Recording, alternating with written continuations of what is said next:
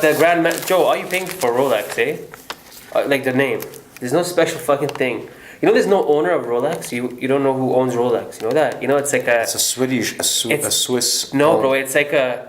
There's no owner of Rolex. Who owns Rolex? Google it. So no, I just want to get off my chest about Toronto fans. When Tavares went back to New York, and the fans just lost it on him, screaming out, "We don't why need Toronto fans?"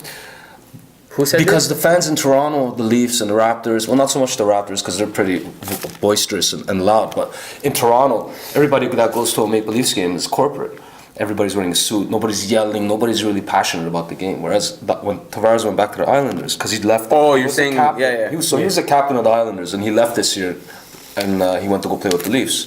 So when he went back, the Islander fans just lost him. Did you guys watch the game? Yeah, I did. No, actually, I didn't. I'm sorry. So the fans were just yelling. They threw snakes. I always say That's the classic Ash move. He goes, yeah. I have. And I don't know. They're just very passionate about it. And the Islanders smoked the Leafs like 6-1. They destroyed them. And Tavares has been scoring every game, and they just shut him down. So it was mental that mentally. But what I'm saying is, the fans are a very important part of the game. Of course they are. Yeah, definitely. So these guys were all up in it, giving the Islanders a boost, whereas the Leafs kind of, I don't know. But yeah, my father-in-law keeps saying that the Leafs don't have a strong defenseman. They haven't had one in years. He's saying that's the key to the puzzle. Bro, the Leafs have no fucking chance, bro.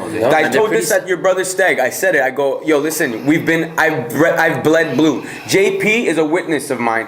When we made it to the semifinals, Game 7 at the fucking Boston Bruins at the Real Sports Bar, I was so excited. 4-1, they were up. I started getting so fucking retarded that I start spending, a round for everyone in the bar. My boy Gus, shout out to Gus, gets kicked out. I'm trying to stop them. I'm like, I'm about to spend a lot of money right now, right? And I'm like, I bleed blue, bro.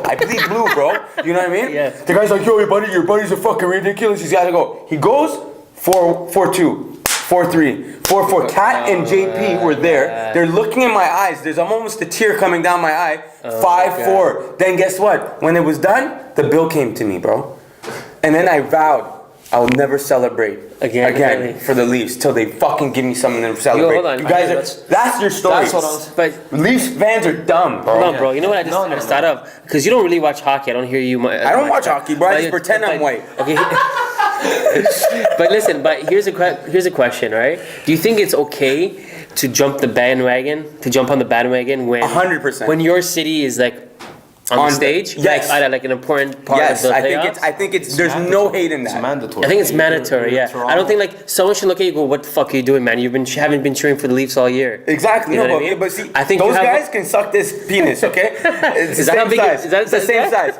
So, you know why I say that they can suck this penis? Because who are you to tell me what a bandwagon is? It's my life, bro. I want a reason to celebrate. Exactly. Yeah. If Toronto, first of all, I'm a big Toronto Raptors fan. God bless that's Toronto from day Raptors. one. Because we play ball, right? Yeah, Like we don't play hockey as much, but we still like. Yeah, when the Leafs, remember when the Leafs are were the oldest Toronto franchise. While everyone's watching, and we're talking about sports. No, guys, you this guys is know, early 2000s. it's a life thing. So our podcast is pretty much, we start off with breaking up a doob, talk about whatever we want to talk about. Once I roll up the doob, you guys take a break with us as well. Go smoke it and come back.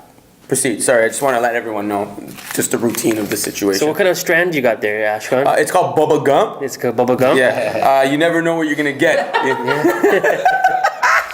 Yo, so Ashkan, you've been smoking weed for like a long time. Long time. What's your favorite thing about goo? Like, it's just the chill feeling, the feeling of like letting loose and relaxing, bro. I don't know. Some people get anxiety over weed. Me, I get. I'm not a big weed fan. My anxiety's been getting worse and worse as I age, especially when it's all in the mind, guys. It's all in the mind. The strands are getting a little bit stronger. You know what it is. You know what it is though. But now now that it's regulated, you know the THC to CBD ratio is like a lot different. It's there's more CBD in it. There's more CBD in it, and you know back in the days people were fucking spraying Windex on their shit, trying to make it potent. Oh yeah, you remember those days? You know, but nowadays it's like it's regulated. They know what they're doing. There's science behind it. The black market stuff's not regulated. So can I tell you guys a funny story about weed? So when I was 16, we picked up a spliff from Big Lip Nick. I'm not gonna give real names. Yeah. From Hasty Mart, okay? You know the McDonald's at Hasty Mart, and then there's a building, the brown building's right there. So we're like, yo, we're picking up a dime. Can you roll it for us? He goes, yeah, no problem.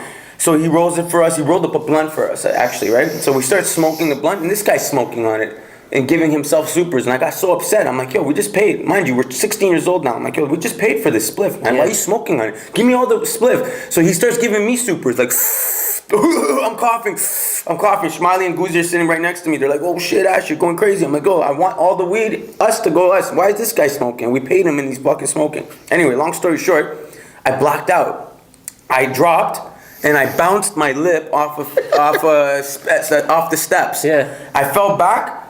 I was out. Guess what my best friends did? Bounced. They ran away from me, bro. And out of adrenaline, I got up and I started chasing them like The Walking Dead. I was like, like this. They're like, oh my God, Ash, I thought you died. So I pressed the button of the elevator, and as I pressed it, I went back like Jesus. Again? My hands went like this, and I fell back again.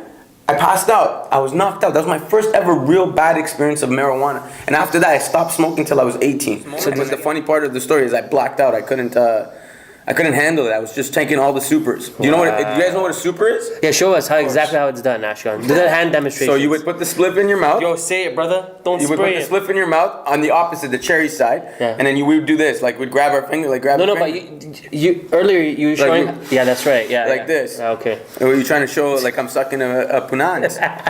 No, earlier you were telling it that your friend there, the guy who. Yeah, he was giving me He supers. was giving you supers. You're going like this though. Yeah, You anyway, blacked out. that's the weed conversation. But I like what you said about the Toronto Maple Leafs, and I'm sorry if anyone out there is a fan of the Leafs. I am too, but they've disappointed me way too many times. Let's all root together for the Toronto Raptors, because I think the Raptors are going to make the city proud this year. I think straight up. so. Some of the TSNs were saying this was the best Raptor team Ever. Yeah. to date. Well, with the pickup with Lynn and what's the other one? What's his name? Gasol. I think their chances have gone higher, but I'm a little disappointed in that trade, by the way. why?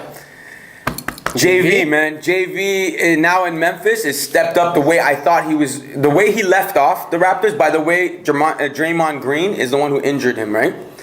Piece of shit, by the way. That guy's a piece of shit. Because Valanciunas was playing the best basketball his career during that time. He was a monster. He gets injured. Yeah, the when poor he guy was gets on. injured 41 games or something. Comes back and gets traded, and now he's playing a monster in Memphis. Gasol's okay. Gasol's great. Great add-on. He's a good playmaker. But too. JV was a Raptor, bro. Yeah, that's JV right. was a Raptor, man. Actually, did you hear what Jeremy Lin did? So Jeremy Lin wears 17. So Jeremy Lin asked the Toronto organization, the Raptor organization, that if he can wear 17. And the organization actually said, you know what?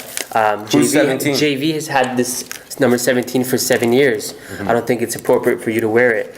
I guess you have to make a phone call of some sort. So he actually texted Jeremy Lin, and he asked him, he's like, is it cool if I wear 17, whatever, blah, blah, blah. And he said to him, yeah, sure, as long as you wear with pride in that city. That's cool. That's insane, eh? Bro, Toronto's the best city in the world, guys. Yeah. Toronto's the best city in the world. It's We're one of the insane. best sports cities in the world, too, believe it or not. As much as Joey was mentioning. Well, no. The reason why I say that is because at the Maple Leafs games, the people who can afford the games, the corporate cats that could come in and buy the tickets. Usually the real hardcore fans are outside in that, what's the square? Raptors Square? Those are the real diehard Jurassic fans. Park. Jurassic Park. Yeah. During Leafs games, especially in the playoffs and the Raptors in the playoffs, the real fans are there. Yeah. Sitting in the cold, rain, shine, they're there. I've been there, man. Repping it. You know.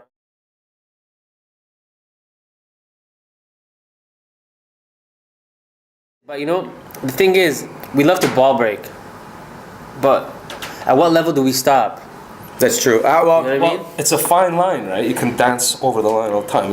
There's that one thing that just takes it overboard and offends somebody. You know how your boy truly breaks your balls? When you're alone one-on-one. If he's breaking your balls when no one's around, that means something, that he's naturally breaking your fucking balls. I do that, but the problem is that as a crew, what I noticed that we do a lot is that we start breaking balls in front of strangers or some, third party. I agree.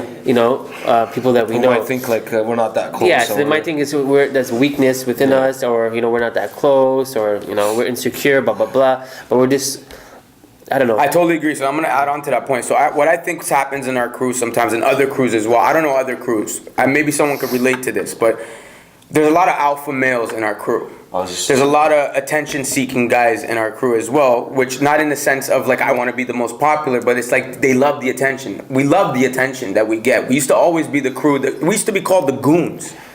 that people would hate to invite out because we're loud, we're aggressive, we're this, we're that. Now, my point is, it's wrong to call out someone in your crew in front of a bunch of strangers. But here's the thing: when there's excitement going on, and because most of us are.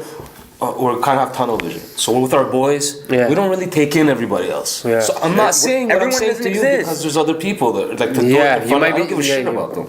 But subconsciously, it could be like it could be possible, but I don't think. Especially it depends. If, you go to a stag, for example, and especially if that stag's related to somebody in your family, you have more family around, so you don't think twice about shit like that. You know what I mean? But you must always be conscious. You have to be cautious. You were mentioning that the last episode. You were saying about being cautious in the surroundings. So imagine there was an outside person looking in and looking at it. You're right. They might see this.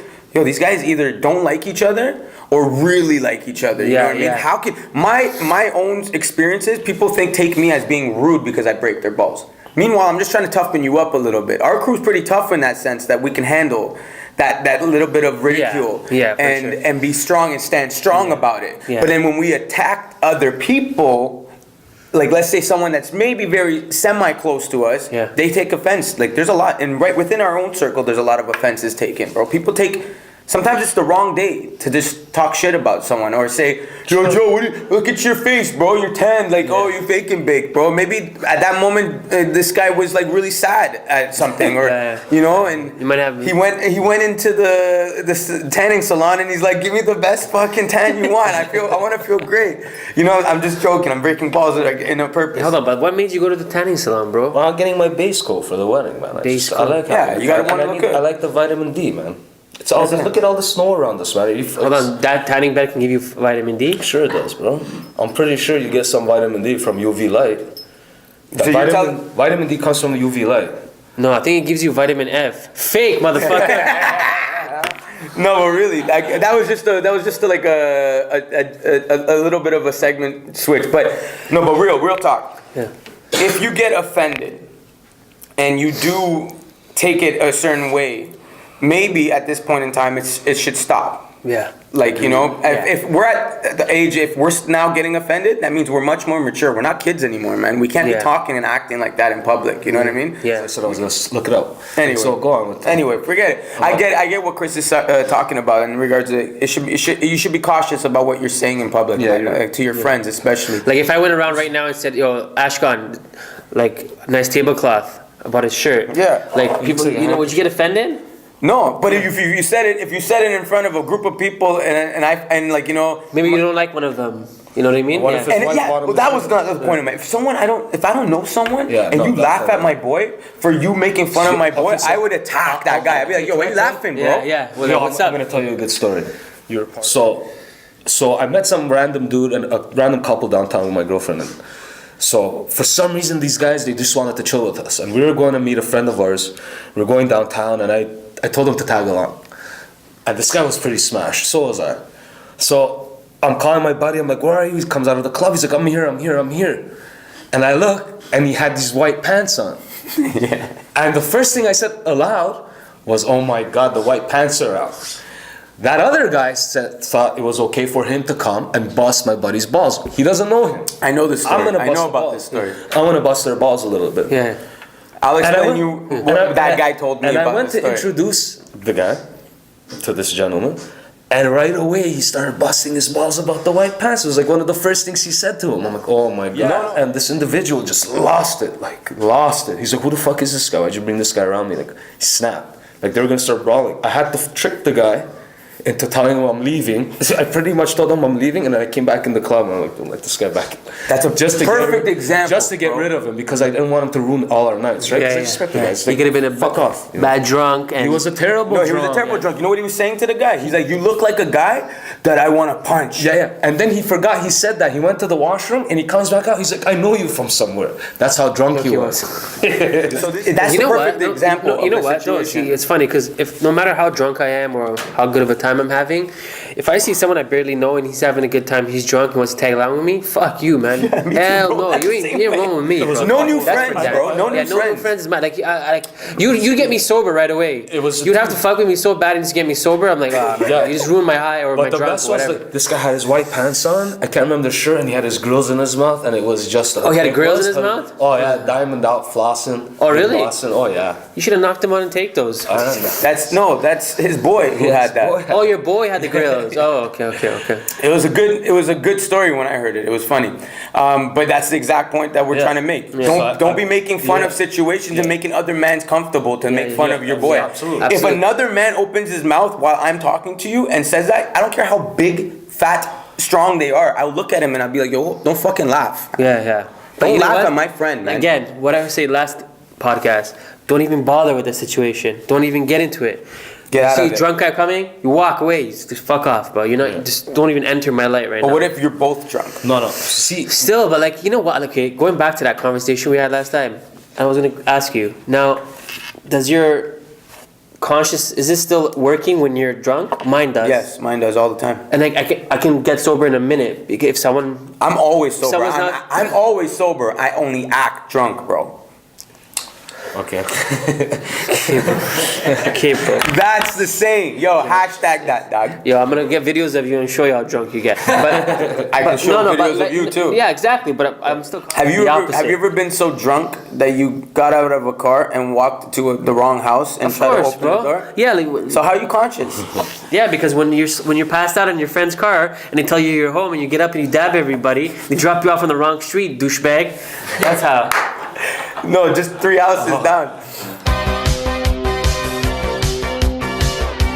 Yo, take your hat off, Chris.